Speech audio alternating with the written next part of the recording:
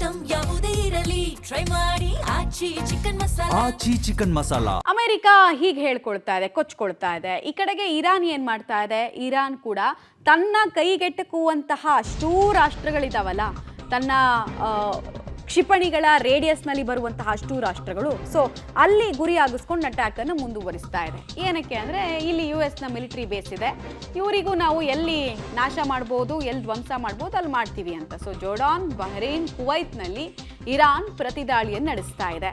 In fact US ನ ವಾಯು ರಕ್ಷಣಾ ವ್ಯವಸ್ಥೆಯನ್ನೇ ಧ್ವಂಸ ಮಾಡಿದೆಯಂತೆ ಇರಾನ್. ಕಣ್ಣಿಗೆ ಕಾಣುವ ಕಾರ್ಯಾಚರಣೆಯನ್ನು ನಾವು ಮಾಡ್ತಾ ಇದ್ದೀವಿ, ಕಣ್ಣಿಗೆ ಕಣ್ಣು, ನಮ್ದು ಒಂದು ಕಣ್ಣು ತೆಗೆದ್ರೆ ನಾವು ನಿಮ್ಗೆ 2 ಕಣ್ಣು ತೆಗಿತೀವಿ ಅನ್ನೋ ಪಾಲಿಸಿಯನ್ನು ಫಾಲೋ ಮಾಡ್ತೀವಿ ಅಂತ ಇರಾನ್ ಗುಟುರು ಹಾಕಿದೆ.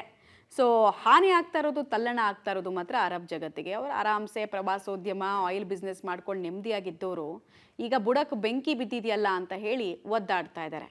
ಸ್ವಲ್ಪ ದಿವಸದ ಹಿಂದೆ ಈ ಆಯಿಲನ್ನೇ ಮಾರೋದಕ್ಕೆ ಯಾವ ಥರದ ಕಾಂಪಿಟೇಷನ್ ಏರ್ಪಟ್ಟಿತ್ತು ಅಂದರೆ, ಬ್ಯಾರಲ್ಗೆ ನಾವು $70 ತೊಗೊಂಡು ಮಾರ್ತೀವಿ ಅಂತ ಅರಬ್ ಅವರೆಲ್ಲ ಹೇಳ್ತಾ ಇದ್ರು. ಅಷ್ಟರ ಮಟ್ಟಿಗೆ ಬಿಸ್ನೆಸ್ ಬಗ್ಗೆ ಕಾನ್ಸಂಟ್ರೇಟ್ ಮಾಡ್ತಿದ್ದವರು ಈಗ ಮತ್ತೆಲ್ಲ ಹಳೆ ಪರಿಸ್ಥಿತಿಗೆ ಹೋಗೋ ರೀತಿನಲ್ಲಿ ಆಗಿದೆ. ಮುಂದುವರೆದು UAEಗೆ ಸೇರಿದ 2 ಟ್ಯಾಂಕರ್ಗಳ ಮೇಲೆ ಇರಾನ್ ದಾಳಿ ಮಾಡಿದೆ.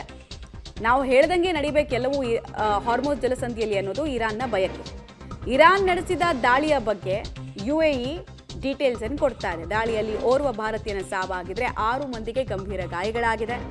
ಮಧ್ಯಪ್ರಾಚ್ಯದಲ್ಲಿ ದಾಳಿ ಮತ್ತು ಪ್ರತಿದಾಳಿಗಳು ಮುಂದುವರಿತಾ ಇದೆ. ಇರಾನ್ ನನ್ನನ್ನು ಅರೆಜೀವ ಮಾಡೋದಕ್ಕೆ ಅಮೆರಿಕ ಬಯಸಿದ್ರೆ, ನಾನು ಅರಬ್ ರಾಷ್ಟ್ರಗಳನ್ನು ಅರೆಜೀವ ಮಾಡೋದಕ್ಕೆ ಶಕ್ತಿ ಸಾಮರ್ಥ್ಯ ಇದೆ ಅನ್ನೋದನ್ನು ತೋರಿಸ್ತಾ ಇದೆ ಆಗಾಗ ಈ ದಾಳಿಗಳ ಮುಖಾಂತರ. ಬಟ್ ಬಲಿಯಾಗ್ತಾ ಇರೋದು ಮಾತ್ರ ಅಮಾಯಕ ಭಾರತೀಯರು ಮತ್ತು ಅಮಾಯಕ ಅಲ್ಲಿನ ನಾಗರಿಕರು. ಯುದ್ಧಕ್ಕೂ ಸಂಬಂಧನೂ ಇಲ್ಲ, ಪಾತ್ರದಾರರು ಅಲ್ಲ, ಸೂತ್ರಧಾರರು ಅಲ್ಲ, ಆದರೂ ಬೆಲೆ ತೆರ್ತಾ ಇದ್ದಾರೆ. ಇದು ಮುಂದುವರಿತಾ ಇದೆ. ಎಲ್ಲೆಲ್ಲೂ ಕೂಡ ಬೆಂಕಿಯ ಮಳೆ, ಕಟ್ಟಡಗಳ ಧ್ವಂಸ ಆಗಿರೋದು, ಆಯಿಲ್ ಟ್ಯಾಂಕರ್ಗಳಿಗೆ ಬೆಂಕಿ ಬಿದ್ದಿರೋದು, ಇದೇ ದೃಶ್ಯ ಕಾಣಿಸ್ತಾ ಇದೆ.